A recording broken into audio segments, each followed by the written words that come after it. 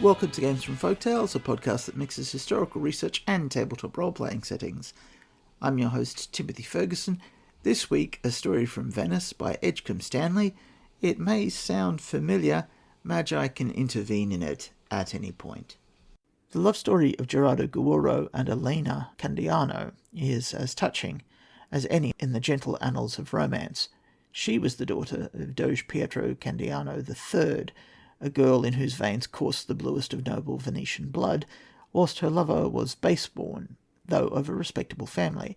He was probably, as the Venetian proverb has it, ursa in candia, without a farthing in his pocket. Such unequal affairs of the heart, as the world has always called them, are just where the romance of love runs riot. It was so when Gerardo and Elena plighted their troth secretly and told nobody but Elena's doting old nurse Marta, who contrived the interviews, bore the messages, and shielded the secret from the Doge and Dogeressa. Perhaps matters might have gone differently, had not Cupid, as the Bard of Avon says in his Much Ado About Nothing, spent all his arrows in Venice.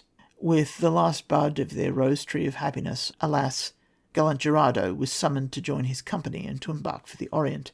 Elena's mother, noting the girl's tearful pallor, decided that matrimony was the only remedy. A maiden fretting is cured by wedding. A very eligible partner appeared duly on the scene, one Messer Vettor Belegno, a patrician of ripe age and wealthy, whose widowed home looked for a new mistress.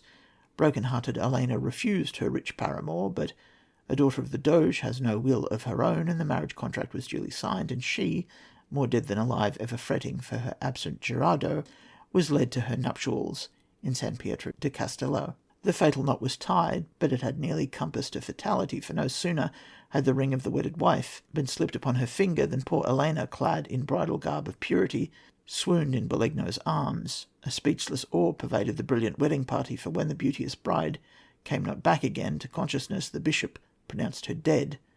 The joyous notes of the nuptial ceremony were abruptly changed to the dirge of burial, and there, wrapped in her bridal dress, she lay crowned with fresh spring flowers, until a place was prepared for her cold body in the crypt. As fate would have it, the morrow of her funeral, when the fair alabaster-like form of the lovely girl lay alone in that dark place, saw brave Gerardo's troop of gallant warriors landed at the Lido. News of the tragedy was swiftly conveyed to the fleet, and the disconsolate young husband hastened fearfully to the old church on Olivolo. Slipping aside the heavy marble cover of Elena's tomb, he kneeled upon his knees, imploring heaven's pardon and heaven's favour. Then, in a paroxysm of grief, he stretched his body along the silent form of his beloved one, and looking into her eyes, he pressed his breast on hers, and there lay. Presently he is conscious of a pulse and a movement in the bridal-shrouded corpse, and joy of joys, her eyes open, and she knows that her Gerardo has come home to claim her. Beside himself with transports of love and sorrow, he carries the unresisting girl to his mother, by whose care and Gerardo's kisses she is nursed back to life and happiness. But who shall break the news to the Doge and Dogeressa?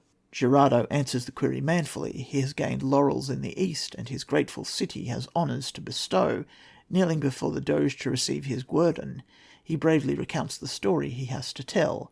The Doge is incredulous, but confirmation is ready to hand when his daughter, running to Gerardo, takes his hand in hers and craves her father's benediction. The bridegroom of the tragedy, gracefully stepping aside, renounces quite nobly the marriage dowry, and joins the Doge and Dogeressa in sanctioning Elena's secret wedding with Gerardo. As storybooks relate, they lived ever after in perfect happiness and great content.